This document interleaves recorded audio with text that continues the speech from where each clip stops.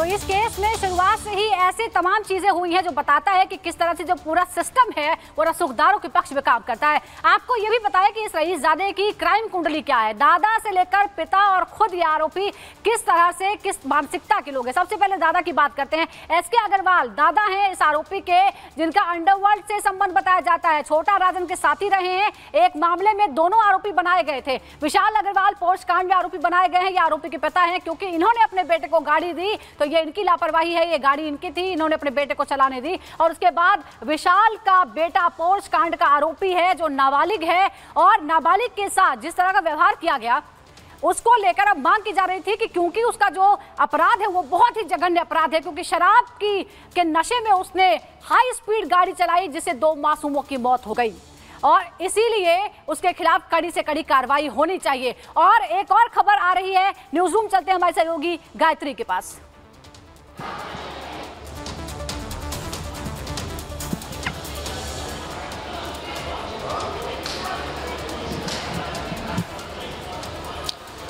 और इस बीच एक बड़ी खबर आपको बता दें, बड़ी खबर यही है कि पोर्श कांड जो है इस पूरे मामले को लेकर एक आरोपी भले ही हो, लेकिन इसमें लगातार कई और नाम भी सामने आ रहे हैं, कई और खुलासे भी सामने आ रहे हैं। तो ये बड़ी खबर आपको बता दें इस वक्त की। और आपको बता दें कि कोर्ट के फैसले से जेल से निकला धनंजय ने कहा सरकार को कोई योगदान नहीं है, सरकार का कोई योगदान नहीं, अखिलेश को जो बोलना है बोले। ये धनंजय की तरफ से कहा गया मोदी योगी की नीतियों को लेकर। दरअसल खुद को प्रभावित बता रहे थे धनंजय सिंह, और अब उनकी तरफ से यह बयान दिया गया है सरकार का कोई योगदान नहीं है, अखिलेश को जो बोलना है वो बोले, मोदी योगी की नीतियों से प्रभावित हूं।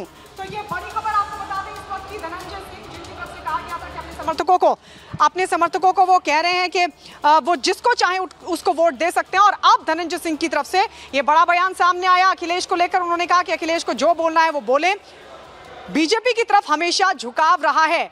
अखिलेश को धनंजय सिंह ने जवाब दिया है। तो कोर्ट के फैसले से जेल से निकला हूं, ये धनंजय सिंह कह रहे हैं, सरकार का कोई योगदान नहीं है।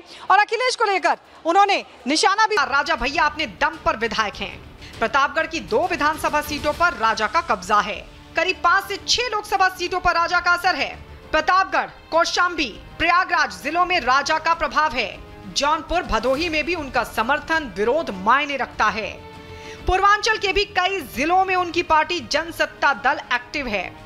मिर्जापुर सीट पर अनुप्रिया के खिलाफ एक्टिव हो गए हैं राजा के समर्थक। राजा पर अनुप्रिया के बयान से नाराज है जनसत्ता दल के कार्यकर्ता। यूपी में 6वें और 7वें चरण का मतदान बाकी है। राजा भैया के प्रभाव वाली कई सीटों पर मतदान बाकी है। जानकारों का कहना है कि अलग सीट पर राजा का समर्थन अलग अलग पार्टियों के उम्मीदवारों को मिल रहा है। अब राजा का साइलेंट सपोर्ट किस सीट पर किसे मिले, इसका पता तो 4 जून को ही चलेगा। Bureau report, Republic Bharat.